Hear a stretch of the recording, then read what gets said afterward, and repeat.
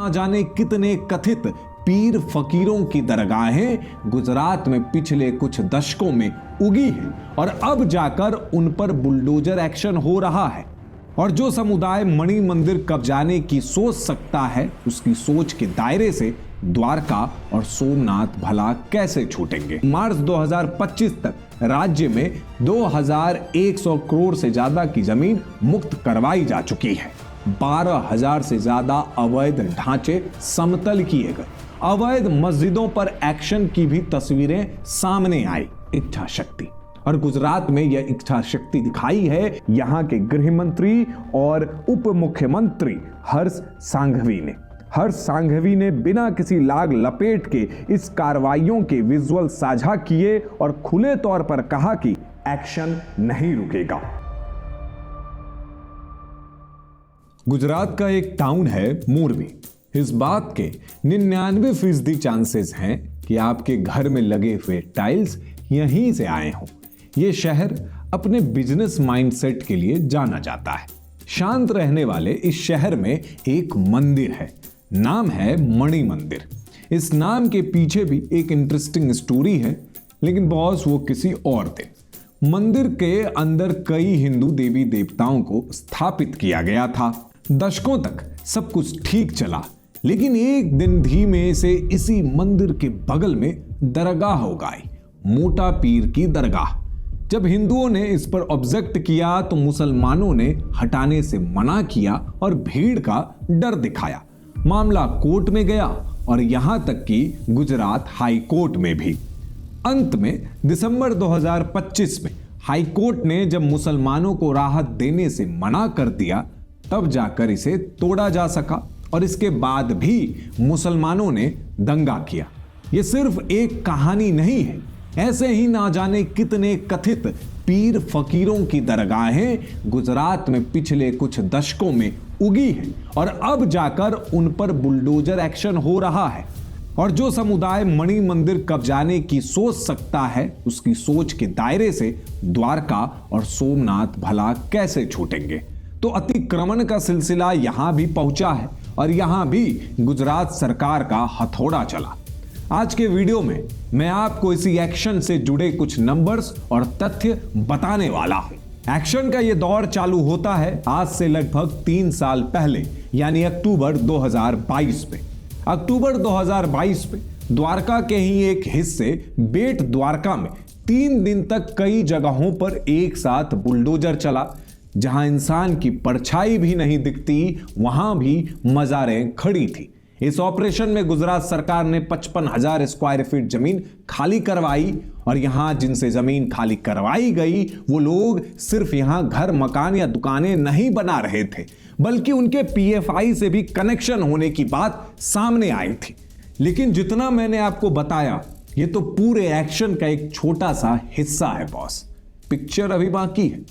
मार्च 2023 से एक बार फिर कृष्ण की नगरी द्वारका में गुजरात सरकार का सुदर्शन रूपी बुलडोजर चला और इस बार द्वारका में 5 दिन तक लगातार कार्रवाई होती रही। यहां भी पूरे देश की तरह वही पैटर्न था कब्जा करने का।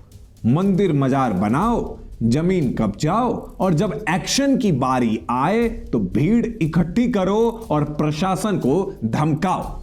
लेकिन गुजरात सरकार और विशेषकर तब के गृह मंत्री हर्ष सांघवी ने इस मामले में अधिकारियों को कहीं भी सॉफ्ट ना होने के आदेश दिए।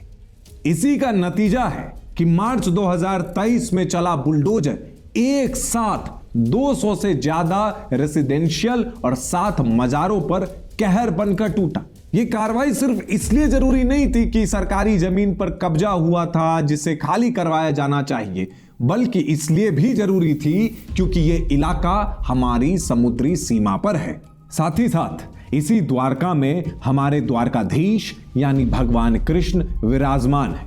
पहले अवैध ढांचा बनाने वाले अगर अपने मकसद में कामयाब होते तो शायद कुछ सालों में हिंदुओं को यहां जाना मुश्किल हो जाता, और जब विरोध होता तो यही लिबरल राहत इंदौरी की वो शायरी पढ़ने लगते जिसमें कहा गया था कि किसी के बाप का हिंदुस्तान थोड़ी है, सभी का खून है शामिल यहां की मिट्टी में। किसी के बाप का हिंदुस्तान थोड़ी है। लेकिन अयोध्या, काशी, मथुरा और पूरे हिंदुस्तान में कब्जे करने वाली जमात ऐसे तो मानने वाली नहीं थी। उसने सिर्फ द्वारका ही नहीं बल्कि ज्योतिर्लिंग सोमनाथ में भी द्वारका वाला ही पैटर्न अप्लाई किया। यहां भी मस्जिद, मजारें और दरगाहें उगने लगी और धीमे धीमे सोमनाथ की तस्वीर बदलने लगी।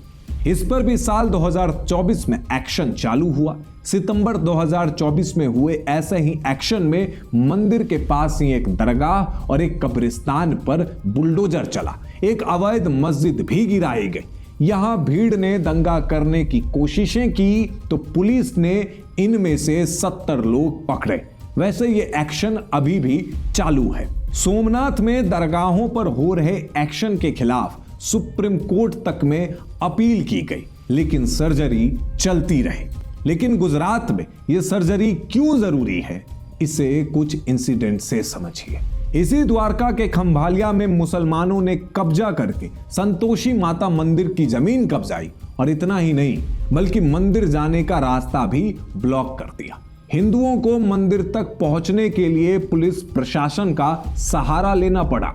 सोचिए, ऐसी विकृत मानसिकता वाले लोगों से आपको रोज निपटना है और जब निपटने की भाषा बुलडोजर बनती है तो देश की लिबरल जमात रोने लगती है, शायरियां पढ़ने लगती।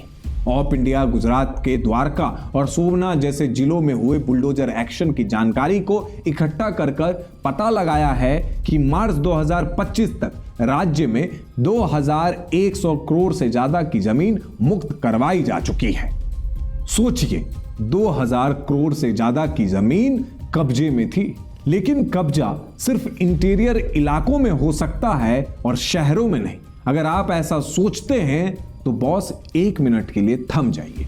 गुजरात के सबसे बड़े शहरों में शुमार अहमदाबाद के बीचों बीच शहर की दूसरी सबसे बड़ी झील यानी चंदोला लेक को बांग्लादेशी और रोहिंग्यों ने अपना घर बना लिया था। यहां कुछ ही सालों में हजारों घर खड़े हो गए थे और मजे से इन घरों में घुसपैठिए रह रहे थे। गुजरात पुलिस ने बताया था कि 2025 में उन्होंने 250 बांग्लादेशी पकड़े और इसमें से 207 चंदोला झील के पास किए गए कब्जे में रहते थे। लेकिन यह कब तक चलता? अप्रैल 2025 में गुजरात की चंदोला झील के आसपास एक्शन चालू हुआ। हजारों पुलिस वाले और प्रशासन की पूरी मशीनरी लगा दी गई और यह गुजरात के इतिहास में सबसे तगड़ी बुलडोजर कार्रवाई बनी। अप्रैल 2025 में चालू हुआ यह एक्शन 1 महीने तक चला और यहां 12,000 से ज्यादा अवैध ढांचे समतल किए गए। अवैध मस्जिदों पर एक्शन की भी तस्वीरें सामने आई। इस कार्रवाई में 11 लाख स्क्वायर फीट से ज्यादा का इलाका सरकार ने खाली करवाया। सोचिए, यह कार्रवाई इतनी बड़ी थी कि यहां 100 ट्रक लगाकर मलबा निकाला गया, तब भी उसमें कई दिन लगे। इस बीच बांग्लादेशी घुसपैठियों और रोहिंग्या समर्थकों ने कोर्ट से इस कार्रवाई रुकवाने का भी प्रयास किया, लेकिन गुजरात की सरकार पहले से ही तैयार थी, तो उन लिबरलों की दलीलें कोर्ट में भी नहीं टिक पाई। सिर्फ अतिक्रमण ही नहीं बल्कि चंदोला में हुई कार्रवाई घुसपैठियों पर एक्शन की मिसाल बनी। एक रिपोर्ट बताती है कि इसी कार्रवाई के चलते चंदोला में रह रहे बांग्लादेशी भी पकड़े गए। जब ऑपरेशन पुशबैक चला तो 500 से ज्यादा घुसपैठिए गिरफ्तार हुए और इसमें सबसे बड़ा नंबर था चंदोला इलाके से। आपके मन में इन पूरी कहानियों को सुनने के बाद कुछ सवाल उठ रहे होंगे कि इतनी बड़ी कार्रवाइयां हुई कैसे? इसका जवाब है इच्छा शक्ति। और गुजरात में यह इच्छा शक्ति दिखाई है यहां के गृह मंत्री और उप मुख्यमंत्री हर्ष सांघवी ने। हर्ष सांघवी ने बिना किसी लाग लपेट के इस कार्रवाइयों के विजुअल साझा किए और खुले तौर पर कहा कि एक्शन नहीं रुकेगा। पॉलिटिकली करेक्ट होना, छद्म सेकुलर दिखाना और वोट बैंक से डरना, इन तीनों चिंताओं से मुक्त होकर ही गुजरात सरकार ये एक्शन ले पाई और इसे लीड किया हर्ष सांघवी ने। आने वाले समय में हमें देखना होगा कि गुजरात और किस मोर्चे पर इसी तरह की स्विफ्ट एक्शन लेता है और उसका रिजल्ट क्या होगा।